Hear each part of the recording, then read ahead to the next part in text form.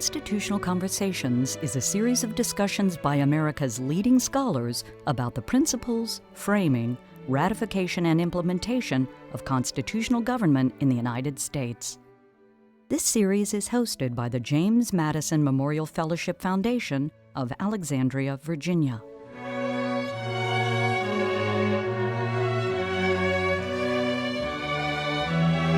Before the American Revolution, women were basically political non-entities. They couldn't vote or hold public office.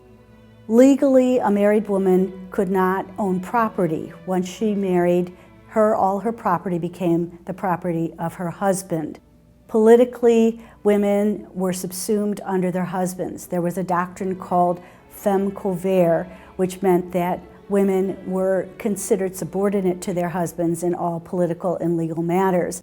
And so what this meant is that since the colonies took their cue from Great Britain in defining their own political and legal rights, in all of the colonies, women did not have a wide scope of political and legal rights. And so women were really assumed to be irrelevant to the political sphere. And men governed in the interest of all non-voters. Now, I should mention that in England, over 80% of all adult males could not vote. In the colonies, however, because of the widespread ownership of property by white men, 50 to 75% of the white men before the American Revolution could vote. But women, again, even if they were unmarried, could not vote. So it was a situation where men just considered women as political non-entities.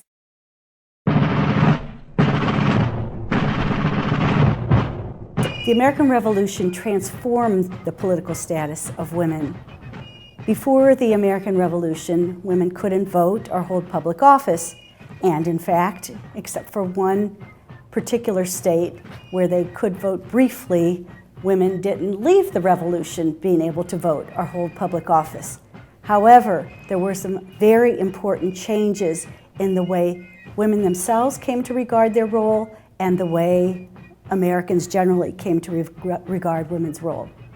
So what happened? Well, beginning in the 1760s, with the Stamp Act crisis of 1765, male political leaders began to realize that if they were going to really resist Great Britain's policies of taxation without representation, they needed the participation and support of women.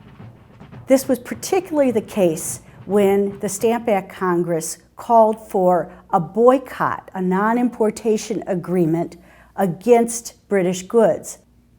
The British colonies at this point imported a lot of goods from Great Britain, including fine linen cloth, a lot of tea, fancy china, all sorts of luxury items.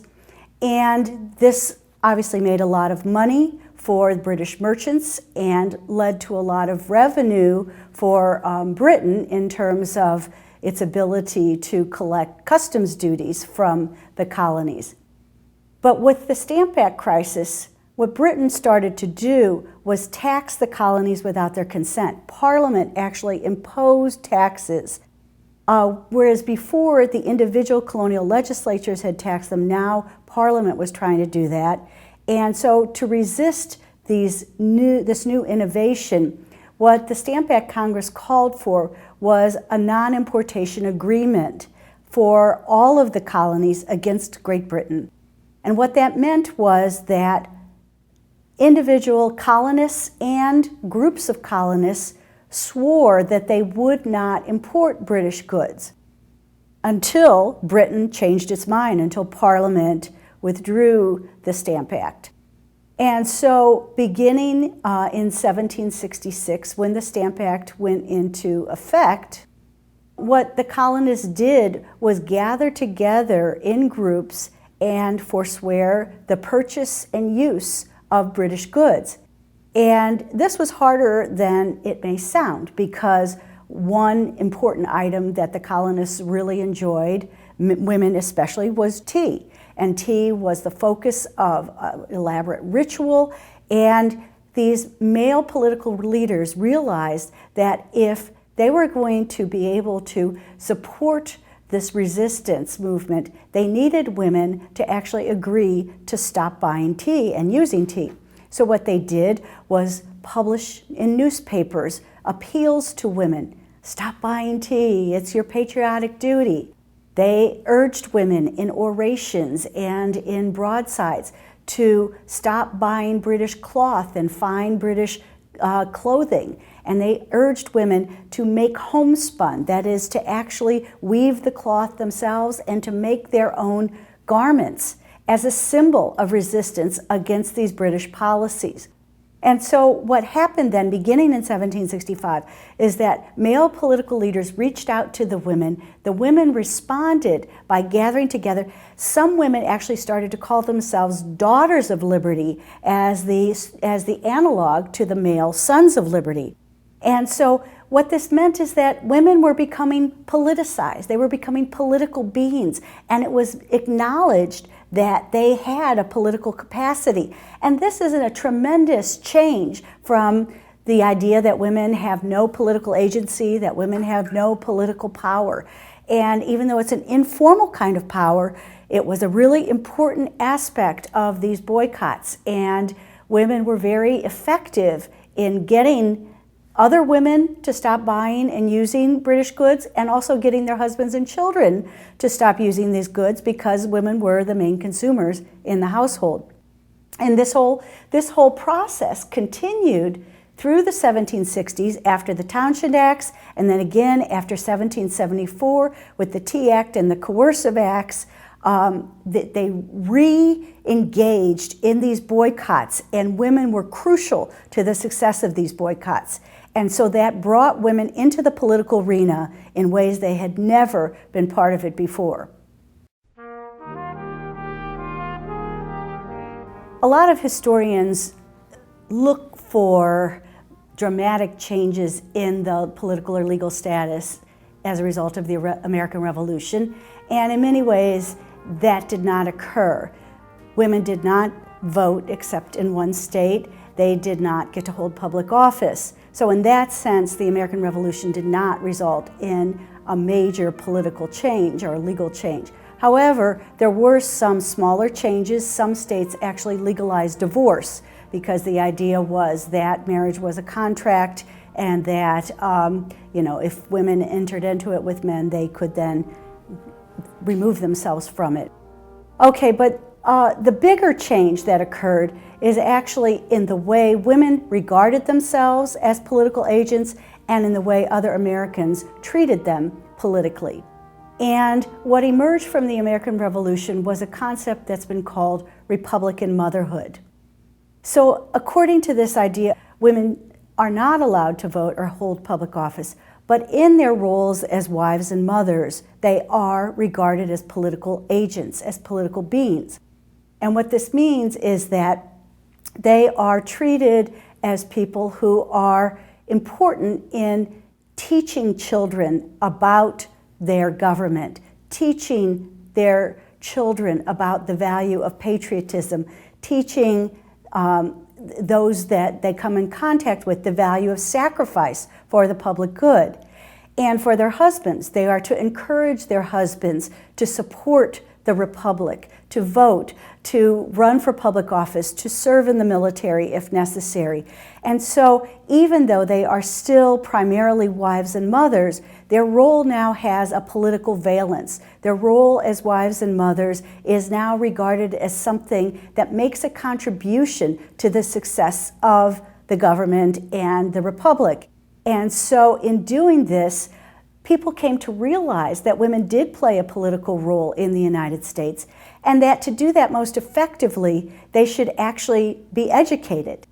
Now, what this meant in practical terms is that women already in the United States had a fairly high rate of literacy, but there was a drive, a push after the American Revolution to allow women to attend school. And there were many so-called ladies' academies or ladies' seminaries founded.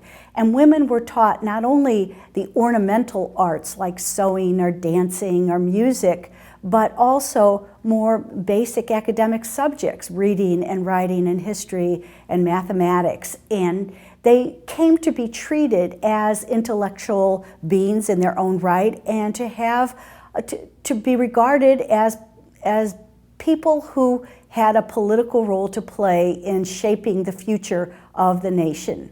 Women also came to be acknowledged as the protectors of the public good and as reformers of society.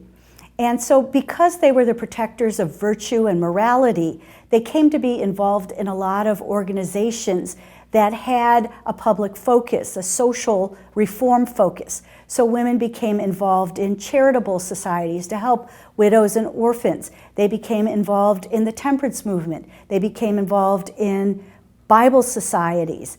And eventually, by the 1830s and 40s, they became increasingly involved in the abolitionist movement and in the first feminist movement, the first women's rights movement. And in the 1840s, we have the first Women's Rights Convention, which met in Seneca Falls, New York, and produced what is called the Seneca Falls Declaration. And the Seneca Falls Declaration is actually modeled on the Declaration of Independence. And it says that women deserve the same rights as men. And instead of the king being attacked in the Seneca Falls Declaration, it's really men who are depriving women of their rights, including the right to vote and hold public office. And so what you see happening after the American Revolution then is that women increasingly take on a public role in the realm of social reform. But as they take on this social reform movement, as they take on this social reform impetus, they become aware that to do their job the best, they really need political and legal rights, and that is really what leads to this first women's rights movement and the calling of the Seneca Falls Convention. Now, the Seneca Falls Convention did not produce a lot of immediate results, but it represented the flowering of this feminist sentiment, and it soon became absorbed into and subsumed by the anti-slavery movement, which was much more pressing for the nation in the 1850s. But after the Civil War, a lot of the women who were involved in the first feminist movement and in the abolitionist movement took up the banner again and began to advocate for women's rights. New Jersey is the exception that proves the rule about the effect of the American Revolution on women. In all of the states, with the start of the American Revolution, the Continental Congress required that the states revisit their colonial charters and write a state constitution. And so each of the states did that, and many of the states changed or altered the property qualifications for voting. They often lowered those. In New Jersey, what they did is they kept a property qualification for voting. 50 pounds of proclamation money was required to vote in New Jersey. However, what they said in New Jersey, what the New Jersey State Constitution of 1776 said, was that all inhabitants who possessed 50 pounds of proclamation money could vote. So this phrasing was what we would call gender neutral. In other words, it didn't specify that only white males could vote. Now, this in and of itself was not unique. Some other states had a gender neutral clause with regard to voting. But what was unique was that in 1790 and in 1796, the New Jersey legislature passed voting laws that referred to voters by using the terms he and she. So they specifically wanted to enfranchise women. And we have evidence from New Jersey that women actually did vote in numerous elections at all levels, local, state, and federal, from the 1790s through 1807. Now, why did New Jersey do this? Well, this is the great unanswered question because we don't have the sources to really prove why they did it. But what we can infer is that the logic of the American Revolution, of revolutionary ideology, was no taxation without representation. And unmarried women and widows paid taxes if they owned property. So these women then, who owned property and paid taxes, were then allowed to vote. So this doesn't enfranchise married women. It doesn't enfranchise young women, but there was a portion of women that were enfranchised. In other words, the New Jersey legislators, unlike the legislators in all the other colonies, took the ideals of the American Revolution about no taxation without representation to their logical conclusion and said it doesn't matter if you're a man or a woman, if you own property, you can vote. And again, we have evidence that women did vote and were the decisive factors in a number of elections in New Jersey from the 1790s through the early 19th century. So this was really the case that showed that some people were thinking about the meaning of revolutionary ideology for women, that they understood that the implications of revolutionary ideology could be applied to women. People like Abigail Adams also thought about this when she wrote her famous letter to John Adams about Remember the Ladies. But New Jersey was the state that actually took that ideal and put it into practice. Now, unfortunately, and as you might expect, this was a very controversial proposition. And so almost as soon as women started voting, men were demanding that they be disenfranchised. But there were numerous attempts that failed, but finally in 1807, after a particularly controversial set of elections, then the New Jersey legislature voted in 1807 to disenfranchise women, along with free black men who were also voting at the same time. Women in the post-revolutionary era continued to be engaged in politics. They read newspapers, they read political pamphlets. They became, in the language of the time, what were called female politicians. Now, it doesn't mean they held public office, but at the time, if you were a politician, it meant you were someone who was really interested and liked to argue about politics.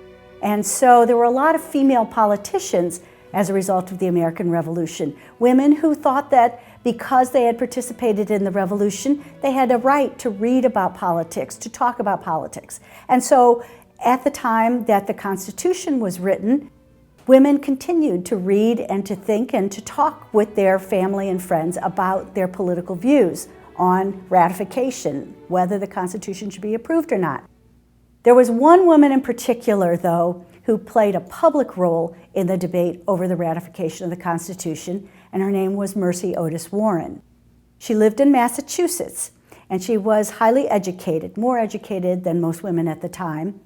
And even before the American Revolution, she had written political tracts and plays and poems directed to the public, encouraging them to defend their rights and to fight for their liberties. She wrote under a pseudonym, which was typical at that time for both men and for women, the few women who wrote. When it came time to ratify the Constitution, she was really alarmed by some of its provisions. She believed that the Constitution extended the Republic over too vast a territory, that this new government couldn't possibly represent the interests of so vast and diverse a nation and diverse a people. And most importantly, she was terrified because this new government had a lot of new powers, a lot of new authority over the people of the United States, but there was no Bill of Rights. Many of the states had bills of rights, but the U.S. Constitution, as it was originally written in 1787, did not have a Bill of Rights. And she really was disturbed about this. So she wrote a pamphlet and she signed it under the pseudonym A Columbian Patriot, and it was published in Massachusetts, and it was widely circulated in Massachusetts and in other states as part of the opposition, as the anti-federalist view opposing the ratification of the Constitution.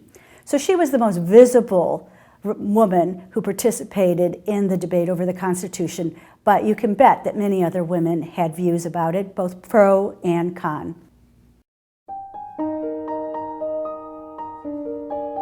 The question of whether women were considered citizens under the U.S. Constitution is immensely complicated.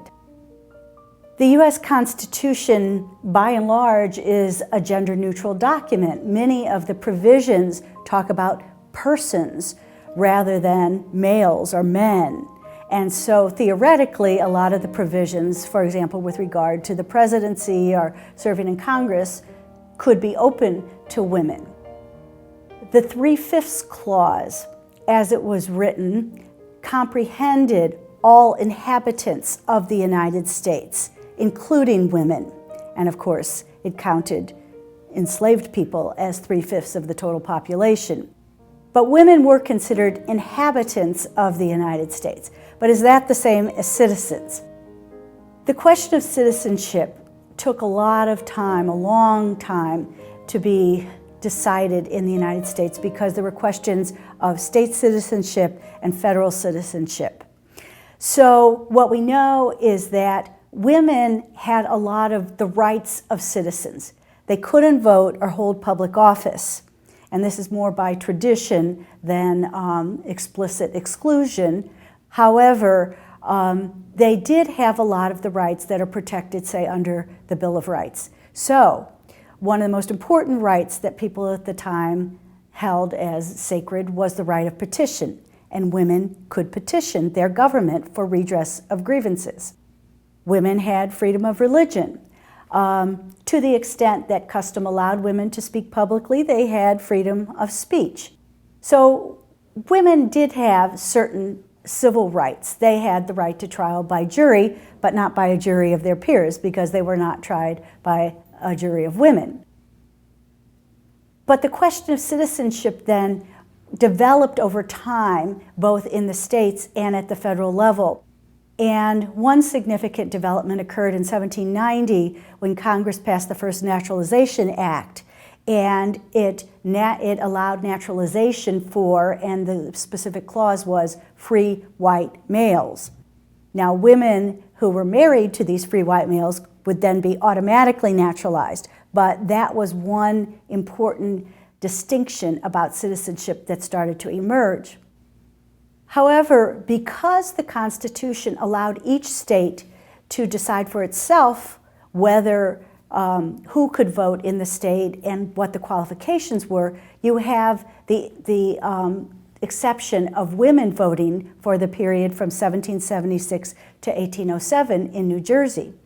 And then later on, after the Civil War, you had some states in the West, like Utah and Colorado and Wyoming, enfranchising women. Now, one important change occurred also after the Civil War with the 14th Amendment in 1868, and that was the first time that the federal government defined citizenship in terms of males. And in many cases, women who had been campaigning for enfranchisement for women were devastated by the 14th Amendment because this seemed to limit federal citizenship to men, to males. It expanded the franchise to black males, but in the process, it excluded women. And so that's why you needed the 20th Amendment in 1919 for women to get the vote throughout the United States. So the question of citizenship then evolved slowly over time and in a checkerboard fashion because of the different rights and responsibilities of the state government and the federal government, and as the federal government changed over time.